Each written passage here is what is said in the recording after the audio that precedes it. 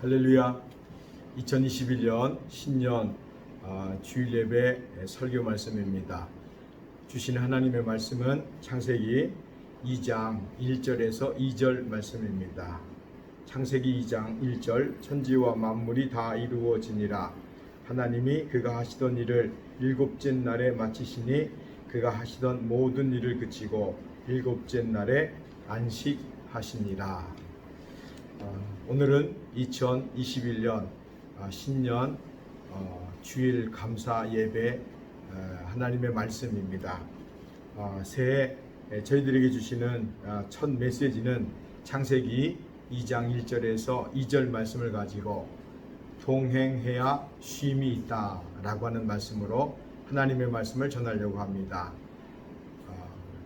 시청하신 여러분, 하나님의 귀한 은혜에 풍성히 받기를 주의 이름으로 축원드립니다.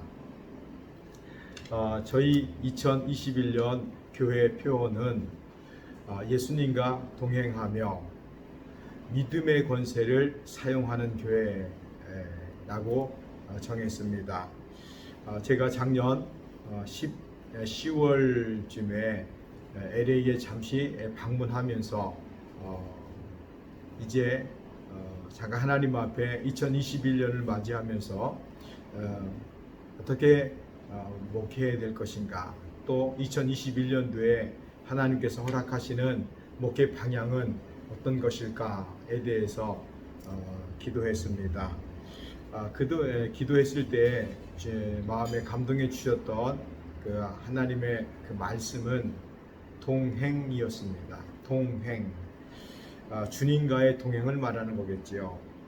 그때 제 마음에 그 건드렸던 말씀은 무엇이냐면, 내가 예수 믿는 것은 확실한데 언제부터 예수 믿었는지도 분명한데 내가 예수님과 동행한 것은 언제부터였는가. 여러분들도요, 예수 믿으시는 것은 분명할 겁니다. 예수님이 나의 구세주가 되시고 예수 믿어서 하나님의 자녀가 된 것도 알 것이고, 우리에게 영원한 생명을 주신 것, 그리고 하나님의 나라에 간다라고 하는 것도 선명하게 확실하게 알고 믿고 있을 것입니다. 그런데 그렇게 예수님을 믿고 있지만 여러분들은 언제부터 예수님과 동행하셨는가요? 이런 질문을 한번 스스로 생각해 보아야 될 것 같습니다. 예수님을 믿기는 믿는데 혹시 내 신앙생활 속에서 예수님 따로 나 따로 이렇게 생활하고 있는 것은 아닌지요? 내가 위급하고 또 필요할 때만 예수님의 그 도움을 구하고 있지는 않는가? 내 삶에서 주님과 동행했다기보다는 각자 생활하다가 가끔 만난 것은 혹시 아닌가? 가끔이라고 하는 것은요, 일주일에 한 번 정도, 주일 예배 때 1시간 정도 주님을 만나고 한 30분 주님의 말씀 듣다가, 그리고 예배가 끝나면 그리고 돌아갈 때쯤 되면 주님은 주님 일 하시고 나는 또 내 삶으로 돌아간 그러한 생활을 한 것은 아닌가, 한번 스스로 점검하고 돌이켜 보아야 될 줄로 믿습니다. 그러다가 갑자기 문제가 생기면 아주 급하게 주님을 찾고, 또 문제가 생기면 주님을 열심히 찾다가 또 문제가 해결되면 이제 각자의 삶으로 주님은 주님께로 주님이 알아서 하시고, 또 나는 내 삶으로 혹시 돌아간 것은 아닌가. 만약에 그렇다면 이런 것은 동행이라고 말하지 않습니다. 동행이라고 하는 것은 늘 함께 하는 것이지요. 언제나 주님과 함께 하는 것, 그것을 이제 동행이라고 말씀드리고 싶습니다. 올해는 가끔 주님을 만나는 것이 아니라 매 순간마다 매일 내 삶 속에서 주님과 함께 동행하는 그런 은혜가 있기를 주의 이름으로 축원드립니다. 어떤 분은 또 이렇게 말하겠지요. 나는 일주일에 한 번 정도 그 주님과 동행하는 것은 아닙니다.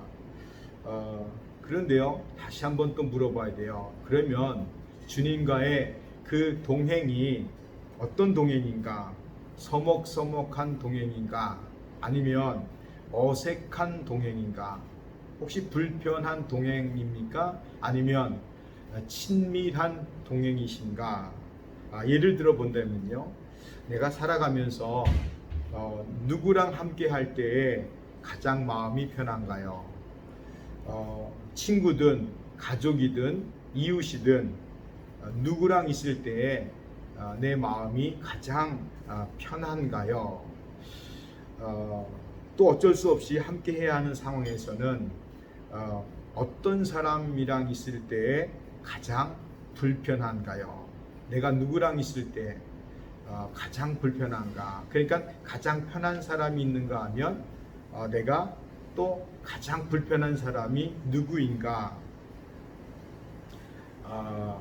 함께하면 정말 편한 사람이 있습니다. 그런데 함께하면 진짜 불편한 사람이 있어요. 그 사람이 좋고 나쁘고의 이야기가 아닙니다. 여러분에게 예수님은 어떤 분이신가요? 정말 살아가면서 편한가요? 아니면 불편한가요? 아니면 별로 이런 생각을 한 적은 혹 없는가요? 함께 할 때 불편한 사람이랑 같이 있으면 대부분의 사람들은 긴장합니다. 긴장이라고 하는 것은 쉼이 없다라고 하는 말이겠지요. 그러나 함께 할 때 편한 분이 늘 함께 있으면 그런 분과 함께 할 때는 긴장하지 않고 마음에 안심이 있고 안식이 있습니다. 주께서 늘 내 옆에 계시고 나와 함께 계신다라고 할 때 여러분들은 어떤가요? 불편한가요? 아니면 편한가요? 안식이 되는가요? 정말 쉼이 되는가요? 편안함과 푸근함이 있는가요? 어떤 분은 주님이 내 안에 계신다는 것을 이렇게 이해하여 자기가 해야 한다고 생각하셔서 계속 뭔가를 해야 한다고 생각하시는 분도 있는 것 같습니다. 물론 그럴 수 있지요. 그러나 주님께서 우리에게 임하시면 우리에게 가장 먼저 쉼을 주시는 분이세요. 안식을 주신다라고 말씀할 수 있지요. 그래서 마태복음 11장 28절을 보면 수고하고 무거운 짐진 자들아 다 내게로 오라. 내가 너희를 쉬게 하리라. 내가 너희를 쉬게 하리라. 그러니까 주님과 동행할 때 주님은 우리에게 쉼을 주시는 분이신 줄로 믿습니다. 주님을 만났다고 해서 쉬지는 못하고 또 쉼이 없고 안식이 없다면 한번 생각해 보셔야 됩니다. 내가 잘못 믿고 있는 것은 아닌가? 혹은 내가 주님을 오해하고 있는 것은 아닌가? 한번 신앙을 점검해 보아야 된다는 것이지요. 우리가 대나무를 보면 대나무 마디마디에 매듭이 있습니다. 왜 매듭이 있는지 아시는가요? 매듭이라고 하는 것은 성장하다가 매듭이 있는 곳에서 쉬는 겁니다.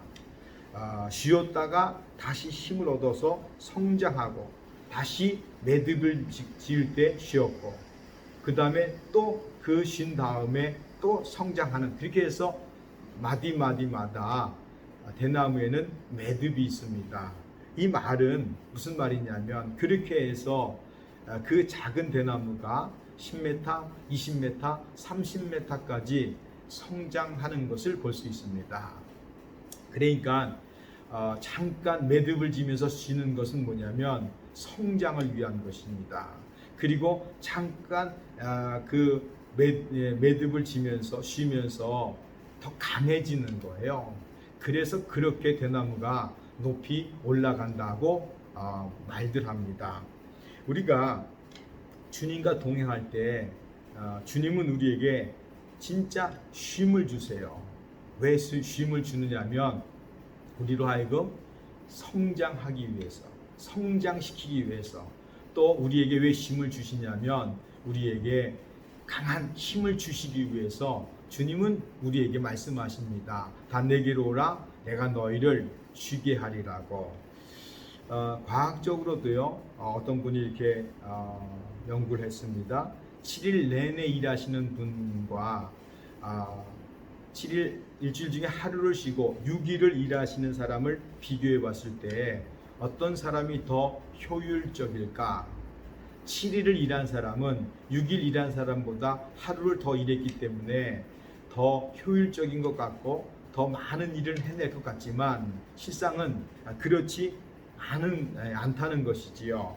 그러니까 1년 365일 일주일 내내 하루 24시간 일하는 사람을 우리가 뭐라고 말하는지 아십니까? 일중독자입니다. 중독이에요. 중독이 좋은 것은 결코 아니잖아요. 하나님께서 하나님의 법칙은 뭐냐면 쉬려는 거예요. 안식하라는 겁니다. 세상 사람들은 쉬지 못하게 만들어요. 옛날에는 쉬는 것을 마치 죄악처럼 여겼을 때도 있었습니다. 왜냐하면 하나님을 몰랐기 때문에 그래요. 하나님의 법칙을, 하나님의 말씀을 몰랐기 때문에 그렇습니다. 안타까운 거지요. 더 안타까운 것은 예수 믿는다고 하면서도 쉬지를 못해요. 왜냐하면 주님과 동행하지 않고 그냥 자기 열심으로 신앙생활 하기 때문인 것 같아요. 그러니까 우리가 이런 것들을 여러 가지를 생각해 봐야 된다는 거지요. 그 다음에 또 한 개 참 중요한 것은 뭐냐면 우리가 주님과 동행할 때에 하나님께서 우리 삶을 마무리 져 주시고 우리 삶에 비어 있는 것을 채워 주신다는 거지요. 그러니까 안식할 때에 하나님의 은혜와 하나님의 복이 임한다고 말씀드리는 겁니다. 그래서 우리가 일주일 내내 열심히 일하다가 예배에 와서 영적인 쉼을 갖게 되면 그때 하나님께서 채워주세요. 그때 하나님께서 마무리해 주십니다. 그것을 우리는 하나님의 은혜와 하나님의 복이라고 말씀드리는 거지요. 여러분, 우리가 이렇게 예배 드리는 것, 쉬는 것, 안식하는 것, 이것은 그냥 쉬는 게 아니라 하나님께서 마무리해 주시고 하나님께서 채워주시는 은혜인 줄로 믿습니다. 사람들이요, 왜 이렇게 화를 잘 내고 신경질 부리고 또 스트레스가 많은지 아십니까? 이 세상은 점점 더 폭력적이고 그리고 굉장히 분노하는 사회로 자꾸만 더 변해져 가는 것 같습니다. 왜 그러냐면요, 쉬지 못해서 그래요. 주님과 동행이 없이 안식이 없기 때문에 세상은 자꾸만 이렇게 악해져 가는 것 같습니다. 사람들이 말하기를 나는 예배 드리는데요, 나는 그래도 쉬는 것 같은데요, 예, 주님 믿는 거 맞고 예배 드리는 거 맞아요. 그런데 어쩌면 주님과의 동행이 서툰 것이 아닌가 생각해 봐야 됩니다. 일주일에 한 번 만나는 예수님이 아니라 늘 일상생활 속에서 함께하는 예수님, 동행이라고 하는 것이 자꾸만 제 마음에 이렇게 와닿습니다. 그래서 우리가 각자 우리의 믿음을 끊임없이 점검해야 돼요. 혹시 열심히 살았는데 그 열심 때문에 주님을 등한히 했다면 그것도 참 문제잖아요. 주님의 일꾼으로 산 것처럼 보는데 실상은 세상에 종노릇 했다면, 허락하신 날들을 그냥 허비했다면 참 그거 안타까운 일이잖아요. 그래서 우리가 주님과 동행하면서 주님께서 우리에게 주시려고 하는 것들을 깨달아야 되고요. 그렇게 될 때 또 주님은 우리에게 거룩한 생명으로 채워주시지 않습니까? 여러분, 기계처럼 살면 안 됩니다. 우리는 기계가 아니에요. 기계도 쉴 때는 쉬어야지 끊임없이 돌리면 고장 납니다. 기계도 고장 나는데 하물며 사람인 우리가 쉼이 없다면 그러면 얼마나 빨리 고장 나겠습니까? 이번에 코로나 바이러스 이 사태의 다른 측면으로 한번 생각해 본다면 이렇게 말하는 것이 어떨런지 모르겠지만 한순간에 전 세계가 다 쉬게 되었어요. 이번 팬데믹 사건은 역사 이런 것들은 한 100년에 한 번씩 일어나는데 코로나 바이러스가 문제지 주변에 계신 분들 이제 마스크 잘 쓰고 다니시고 진짜 건강에 조심합니다. 그래서 그런지 그 흔한 감기나 독감 잘 걸리지 않는 것 같아요. 확 줄어든 것 같아요. 기침 별로 잘 안 하시는 것 같아요. 전에는 특별한 일 없어도 병원을 가신다는 이야기를 종종 들었습니다. 괜히 아픈 것 같이. 그러나 지금은 병원에 가는 것 좋아하지 않아요. 그리고 다들 알아서 스스로 건강 잘 챙기기 때문에 뭐 특별히 병원에 갈 일도 없는 것 같습니다. 진짜 건강해지신 것 같아요. 한국에서는요, 하늘이 맑아졌답니다. 옛날에 한국의 하늘, 청명한 하늘, 그런 하늘을 이제 가끔 보게 된다라고 하는 그런 얘기도 듣게 됩니다. 그러니까 사람들이 하도 바쁘게 살고 쉬지 않아서 막 공장도 돌리고 열심히, 그래서 공기도 오염되고 대기가 오염되어서 그 청명했던 하늘을 잃어버렸는데 이번 사태로 자연이 깨끗해지고 건강해지고 그리고 참 그렇게 청명한 하늘을 보게 되었다라고 하는 말까지 듣게 된 거지요. 우리가 창세기 1장, 2장 이렇게 보면 이제 2장, 1장 마무리, 이 2장 이렇게 보면 그 하나님께서 이제 안식하셨다 이런 표현합니다. 그 안식이라고 하는 개념은 사실은 완성이라고 하는 개념으로 이해하면 참 좋습니다. 그래서 창세기 2장 18절을 보면 여호와 하나님이 이르시되 사람이 혼자 사는 것이 좋지 아니하니 내가 그를 위하여 돕는 배필을 지으리라 하신, 돕는 배필을 짓겠다는 거예요. 여자를 말하는 거겠지요. 그런데 이 말은 돕는 배필을 짓는다라고 하는 말은 완성을 의미합니다. 그러니까 아담이 혼자 사는 것 아직 완성이 아닌 거예요. 미완성입니다.